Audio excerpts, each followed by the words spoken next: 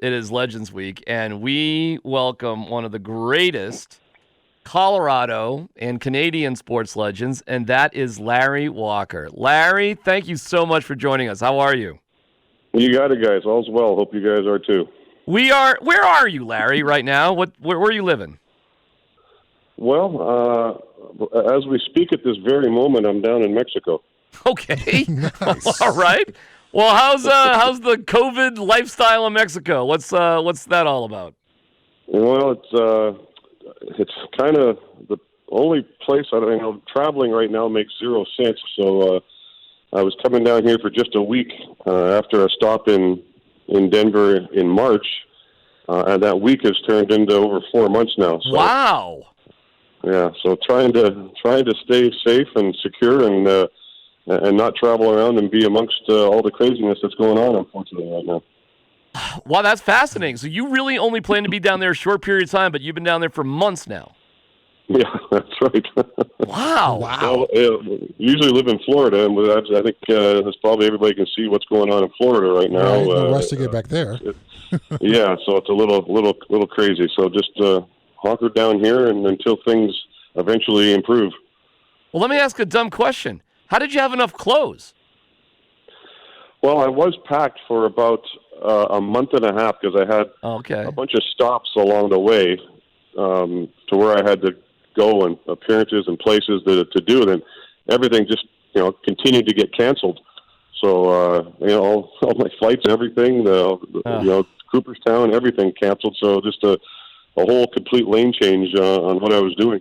Well, we have you on because we're saluting the legends of sports of Colorado. Now, I do want to get to that, but I am fascinated about. We were so thrilled to see you get elected into the Hall of Fame. But obviously, that has now been pushed back. So maybe you can let our listeners inside what that has been like and what you've been told by Cooperstown. Oh, well, as of now, it's been pushed back to next year, basically around the same time. So July, this year was supposed to be, the actual day was July 26th. And I think it's similar to that next year, July 23rd to 26th, somewhere in that neighborhood. So whatever class goes in 2021, we will be going in before them, and then if there is or whatever there is going in, they'll go after. So, I'm guessing that might still be up in the air with the way things are going. It seems to be sneaking up on us pretty quick. Time's flying by, and doesn't seem to be much improvement. So, but it was expected. I think as everybody's seen, many things are canceled, and doing a induction ceremony with nobody there would, I guess, make no sense. So we'll wait till things are getting better. How have you felt about that? Oh, I'm fine with it. Yeah, I gotta say it's. I'm not. I'm not a public person. I'm not a speaking in front of public person. So for another, I gained an extra year to figure this speech thing out. So I still haven't started it, but I got an extra year now to play with it, so that's going to be fine. Larry, we just had Troy Rank on. He called you the best athlete in all the Denver athletes he's ever covered, so a tremendous honor, I suppose, from him. But you were eligible for the Hall of Fame for a number of years before getting in. Tell us about that wait, what that process was like, because certainly you earned it on the field. Yeah, it's a common question. Does it change how you feel? And obviously the answer to that's no. There's many people that have to wait 10 years. I think Tim Raines was the most recent one, and Edgar Martinez also waited the full 10 years. So, I think there's just some, as in the case of Derek Jeter, that are just head and shoulders above everybody else. And, I wasn't head and shoulders. I was maybe just shoulders, so and it took everybody some time to I guess put that check mark on there, and so waiting 10 years was no issue in my mind whatsoever. How has your life changed? So far, nothing's changed. Nothing's really happened. Like I say, I'm kind of in lockdown like everybody else, and I think I've signed since middle of March when I got down here. I think I've signed 3 signatures, so and on every one of them, I forgot to put the HOF on there. So Oh my gosh! People say, "Are you going to put HOF?" Oh yeah, shoot, I forgot about that. Yeah, I could do that. So, yeah, it's kind of just slipped by me, and everything's pretty normal for me. And not that it's not going to be. It's always going to be pretty normal for me. I'm not. I'm the same guy, and nothing's changing. It's just there's a couple different things on my signature that I have the fortune of adding now. When you are out and about, or maybe a boot, as I'm going to ask for this question, are you recognized more by Americans who are baseball fans or Canadians who happen to be in America? Well, I'm fortunate, and I consider this a fortune that when I go out, I don't necessarily get recognized that often, and that's by my own choice. I kind of like that. I want to be able to go out and do things and not have that way of life, I guess.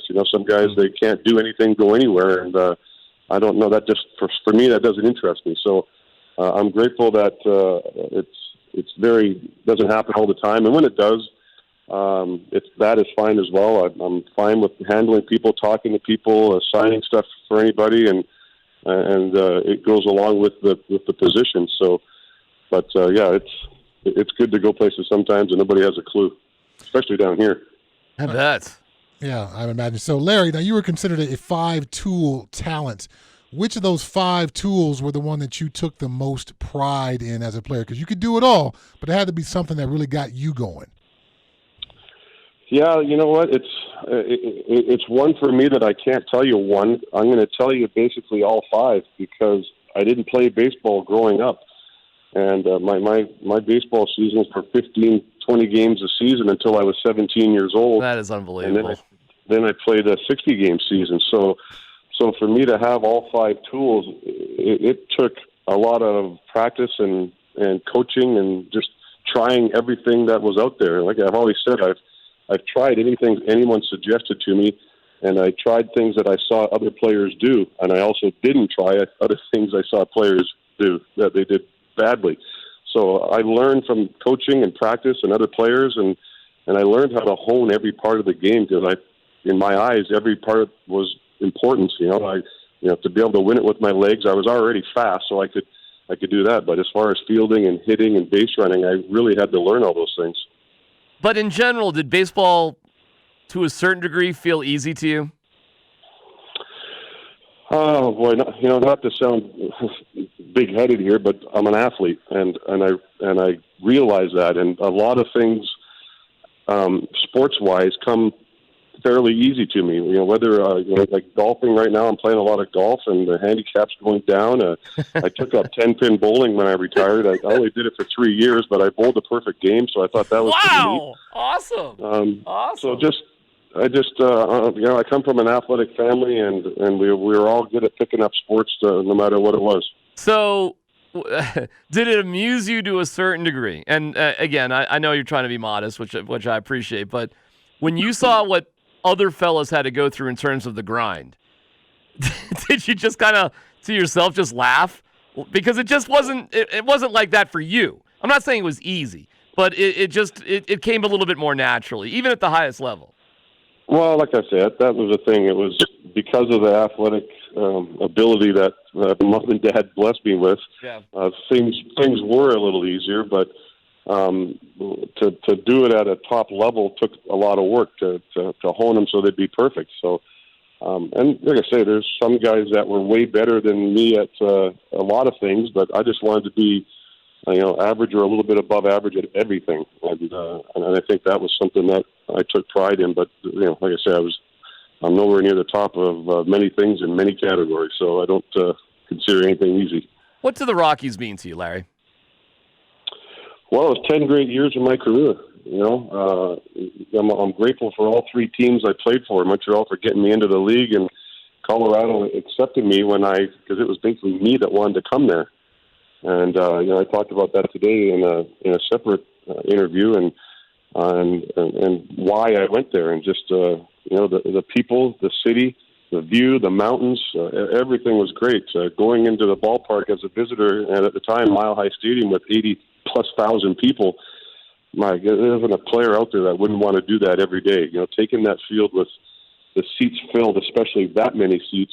Boy, you run up the steps and you run out on the field. If your blood isn't pumping by then and adrenaline going crazy, that's an awesome feeling to have. And then go out there and perform and entertain. I thoroughly enjoyed that. But then you leave the ballpark and you're looking at mountains and pine trees and all this stuff. It's like, oh my God, it reminded me of home. So that's awesome. That was the big thing for me.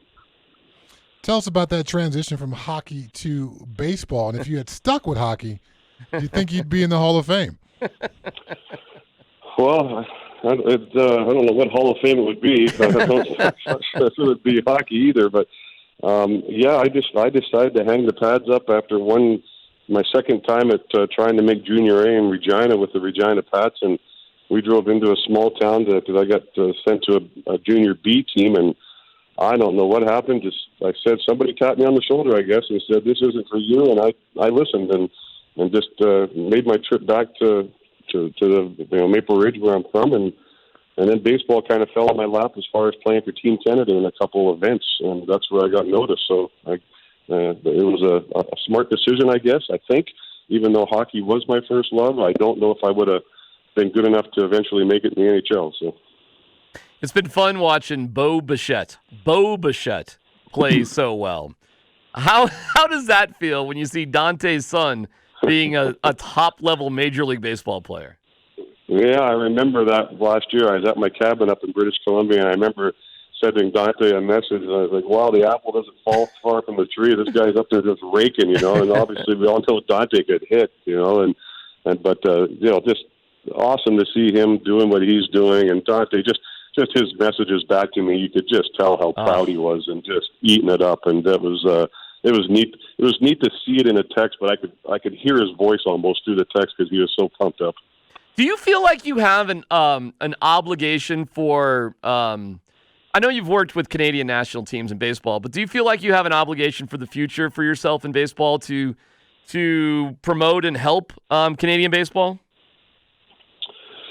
I don't. I don't want to get into coaching. I know that. The thing I'm basically happy right now that satisfies me, I guess, is putting on the Canadian uniform and doing whatever events they are, the WBC, the Pan Am Games, possibly Olympics and qualifiers that go along with all those things, and just doing that and seeing these guys and answering any questions or helping them with anything I can along the way is about the workload that I want to put on myself. I do not consider myself a very good teacher. Okay. So as weird as that sounds, it's a lot of guys that were decent at the game were just that, but they couldn't relay it to other people, and I've put myself in that category. I don't know how true it is, but it's just hard for me to really, like I said, I'd rather work with somebody on every aspect. Team Canada's got me as a hitting coach, and sometimes I lose thought on what to say about certain things. So I'm happier teaching base running and fielding and all that kind of stuff. So it's just sometimes it's hard for me to put into words how to express how to do something to somebody else. Because like we said a minute ago, it came more naturally for me. So maybe not as much work or thought that I had to put in as that individual would have to put in. Yeah, just hey, the kid asked, "What should I do, Coach?" Hit it. Hit the ball. Hit the ball. I mean, I don't know. Hard. Hit it. Throw it in there. Hit it. I've said that's my common thing. I said, even when I got traded to St. Louis, and Tony La Russa called me in his office and asked me, what's your secret? What's your approach? What goes on with you out there? And I literally told him, I said, well, sir, when the pitcher throws the ball, I'm going to hit it, and then when I hit it, I'm going to run, and then if I'm on the field and the other guy hits it, I'm going to run and I'm going to catch it, and that was it. He looked at me and went, "Oh, you're a funny guy, huh?" I went, "Nope, that's it." I just try to simplify the game as much as I can, and I walked out of his office. It was a minute and a half meeting. I think that's actually great advice, and I do wonder if too many players at all levels, Larry, just think about it too much, seriously. And once you step into the box, are you just ready to hit at any point? And that's that. And it seems that, I can't tell on a major league level. Have you seen guys just paralysis by analysis in the box on the major league level? Well, I think that's what, the one thing I could beat at the game of baseball that I think a lot of people have trouble with is the mental part of it.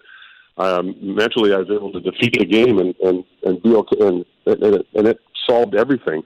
And I think what you're talking about, when the guys get in that batter's box and things just don't seem right, or they're just out of sorts, it's that thing between your ears that gets in the way. So that's that part of the simplifying that I did. I worked hard, practiced, and learned how to do everything. But then when I took the field, everything I learned, I didn't try to think about all the time. I let it happen naturally because I've already learned it and done it repetitive so many times that it just became natural. When you close your eyes and you can think of a moment when it comes to the Rockies, if there is a moment when you close your eyes and you can see it, you can feel it, you can taste it, what is that moment? You know what? Probably year one for me, 95. The season started with a bang, with the big 14-inning game against the Mets and Dante hitting the walk-off home run, and it ended with a game we had to win to win the wild card. So, pretty great season, the first season of the wild card. Unfortunately, we lost to the World Series champs and the Braves, but what a great start in a Rocky uniform to have that happen for me personally, and obviously for the team and the fans. When was the last time you took BP?